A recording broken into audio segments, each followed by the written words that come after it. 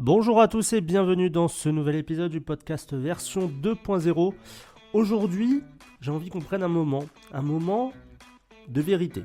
Parce que je vais te parler d'un monde qu'on connaît trop bien mais qu'on se remet presque jamais en question. C'est un monde qui est devenu profondément matérialiste. Et c'est un monde qui nous dit « tu es ce que tu possèdes ». Regarde autour de toi. Regarde ton feed Instagram, regarde les vitrines, les publicités. Tout est conçu pour te faire croire que tu n'es pas assez, que tu as besoin d'un produit de plus pour être complet. Ça peut être une montre connectée, un iPhone dernier cri, une paire de chaussures, un parfum ou alors une voiture neuve. À quel moment est-ce qu'on a commencé à confondre ce qu'on possède avec ce qu'on est ? On vit dans une illusion qui est bien entretenue, que le bonheur est à l'extérieur de nous, que la solution est dans l'achat. Et c'est subtil, parce que ce système, il est intelligent. Il flatte ton ego, il alimente tes insécurités, et il va jouer sur ton besoin d'être aimé, accepté et aussi reconnu. On t'a appris que ton image est plus importante que ton essence. Alors, on va entretenir cette vitrine. On montre ce qu'on a. On cache ce qu'on ressent. On a des followers, mais plus de vrais amis. On a des likes, mais plus de liens. Et le pire dans tout ça, c'est qu'on s'habitue. On s'habitue à vivre en surface, on s'habitue à penser qu'on n'est pas assez. Et petit à petit, on s'oublie. Ce monde, il nous a vendu un rêve. Mais il a oublié de nous dire que ce rêve, il était creux. Aujourd'hui, on vit dans l'abondance matérielle. Et pourtant, on n'a jamais été aussi vide à l'intérieur. Le burn-out, il est devenu banal. L'anxiété, c'est une norme. On parle de bien-être pendant qu'on court après des deadlines. On va collectionner des choses, mais on perd le goût des choses simples.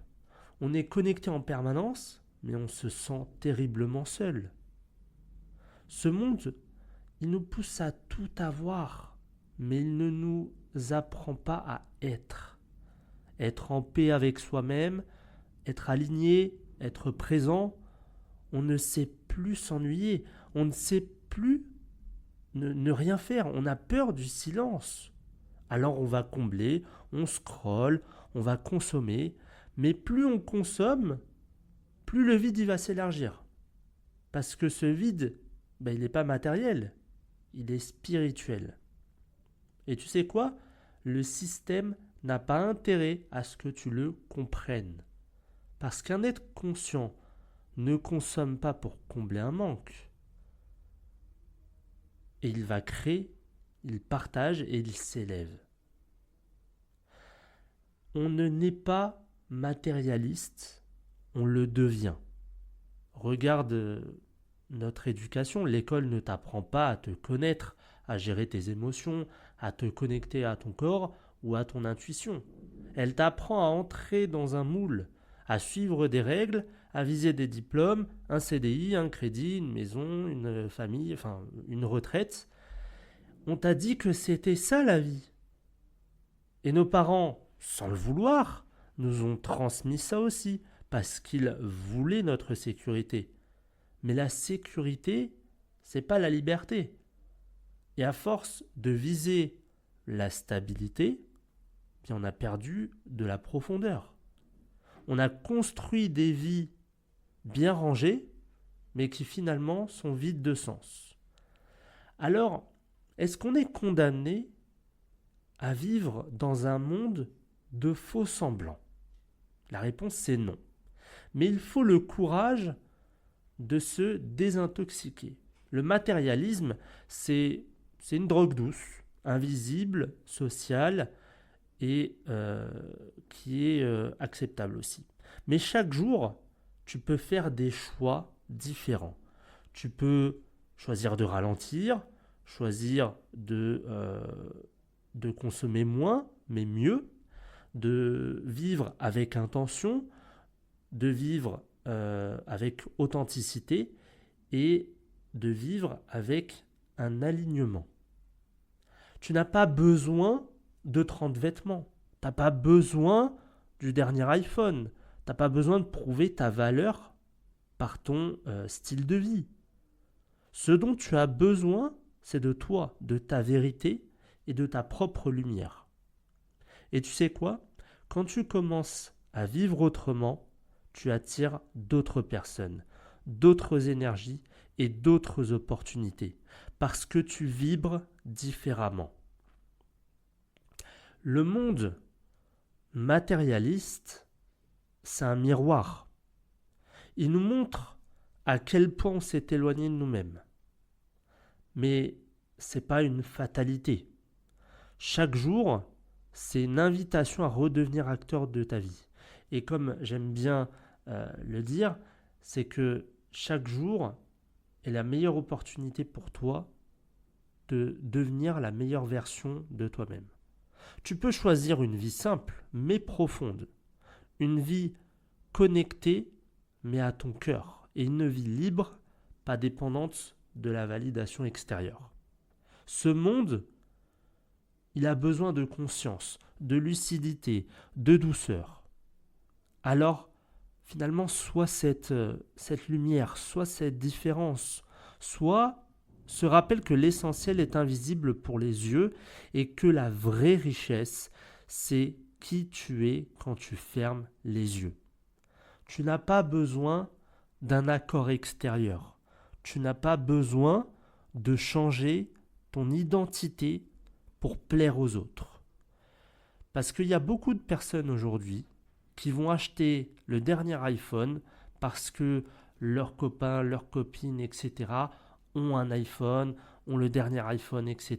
Les nouvelles tendances, les nouveaux vêtements, etc. C'est finalement ne plus être, mais c'est paraître. On a envie de ressembler aux autres. Et finalement, on perd son identité.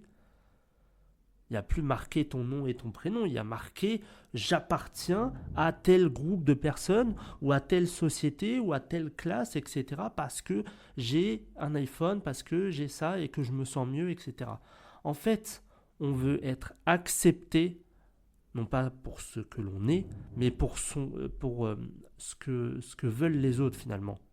Et c'est ça le piège dans lequel on vit, c'est qu'aujourd'hui, tout est poussé à ce qu'on oublie notre véritable identité. Et qu'on puisse consommer, qu'on puisse acheter encore et encore, parce que finalement, les entreprises l'ont bien compris, c'est une stratégie bien rodée. Ils vont, par exemple, pour un téléphone, faire en sorte que ta batterie tienne 2 ans, 3 ans grand max. Et ensuite, tu vas racheter un autre téléphone. Avant, ça n'existait pas. Quand vous aviez, par exemple, le Nokia 3310, vous inquiétez pas, hein, il durait 2 jours, c'était très bien. Là, la batterie, elle dure 1 journée.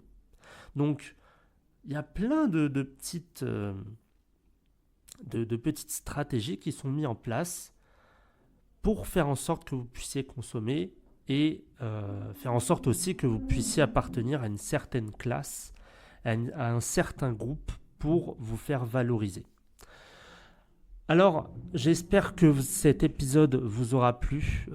Si vous a touché, partagez-le. Laissez un avis, une note, un message. Et n'oubliez pas que vous n'êtes pas ce que vous possédez. Vous êtes finalement tu n'es pas ce que tu possèdes, mais tu es ce que tu rayonnes. Ça, ne l'oubliez pas et ne faites pas l'erreur de paraître au lieu d'être. Merci d'avoir écouté cet épisode. Je vous souhaite une excellente semaine et je vous retrouve dimanche prochain pour un nouvel épisode.